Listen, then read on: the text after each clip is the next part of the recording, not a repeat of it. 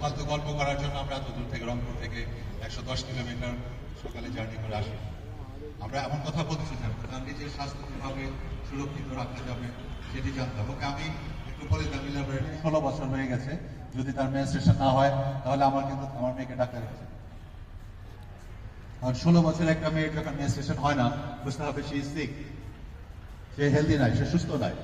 তাহলে 10-11 বছরে যখন মেনস্ট্রুয়েশনটা দেখতে চাই, কারণ এর আগে তোমরা হাততালি দিয়েছো, তোমরা এখন হাত তুলবা, আমরা হাততালি দেব। ঠিক আছে, দেখি। তাই যে আমার মায়েরা nothing other than sanitary napkin ব্যবহার করবে। ঠিক আছে, ওকে, ভেরি গুড। তোমরা 4-5-7 জন জানো, তারপরেও আগে হাত তুলেছো তুমি, একটু বলো তো।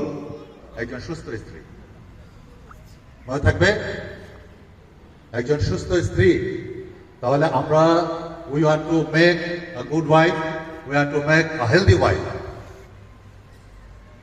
আমরা চাই যে আমার একজন স্ত্রী, আমার বাংলাদেশে আমাদের স্ত্রীরা এমন সুস্থ থাকবে যে ফেলে আমরা ঘর থেকে 2 কদম বের হয়ে আমরা আসলে বাড়ির আঙ্গিনা খেতে আমরা দেখি না। যেমন অনেক বেশি জিনিসটা সহজ এবং সরল হতো যদি আমরা আমাদের পাকগ্রাম নিয়ে বেশি উদাহরণকে দিতাম। আমি মনে করি এরপর থেকে আমরা এই গিভেটকে সেরকম জায়গায় নিয়ে যাব।